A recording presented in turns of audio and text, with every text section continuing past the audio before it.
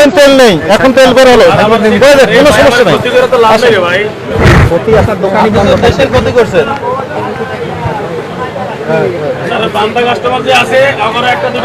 কোনো সুযোগ নেই, যিনি আগে আসবেন উনি আগে পাবেন। সবার না এই জায়গাটা ফাঁক থাকুক, এই জায়গাটা ভরে লিখুন। দিতে পারবেন না, এটাই নির্দেশনা। তো প্রসিকিউশন সই নিয়ে নেন, কিভাবে রাখছিল সই নিয়ে নেন প্রসিকিউশনে।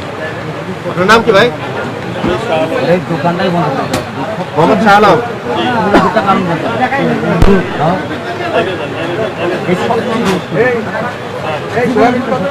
বয়স কত? বয়স কত? বাবার নাম বলেন।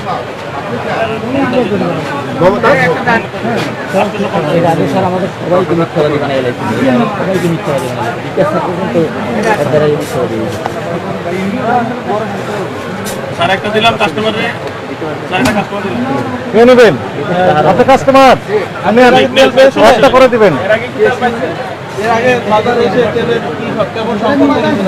সই নিয়েছেন? এত সময় লাগে একটা সই নিতে, কোন ধরনের কথা ভাই? তাড়াতাড়ি করেন।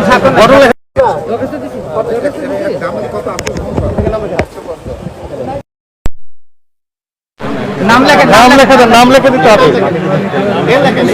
নাম লিখতে পারবেন, সিগনেচার দিতে পারেন। কত বড় ভান্ডার এবং প্রতারক না, আপনি সিগনেচার দিতে পারেন, নাম লিখতে পারেন না। আপনার কথার কোনো গ্রহণযোগ্যতা নাই, ঠিক আছে? আমরা বিশ্বাস করছি না কিছু।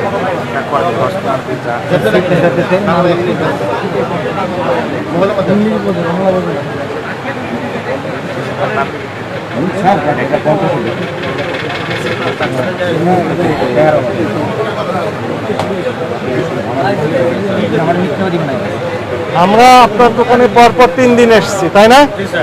3 দিন এসে একই মেসেজ দেওয়া হয়েছে।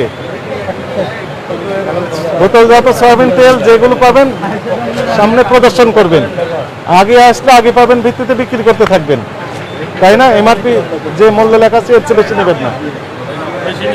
আচ্ছা, কিন্তু আপনি আবার গোপন স্থানে হাইড করে রাখলে এবং তেল নেই বললেন, এটা অপরাধ হয়েছে আপনার কাছে মনে হয় না? হয়নি? অপরাধ হয়েছে, এগুলো আর করতে পারবেন? প্রতিদিন একই কথা বলা হচ্ছে, তারপরে আপনাদের তলব করছে না কেন? এটি শেষবারের মতো, আর এই অপরাধ করবেন না, আর করবেন না। সত্যি বলছেন, মিথ্যা বলতেছেন? হ্যাঁ,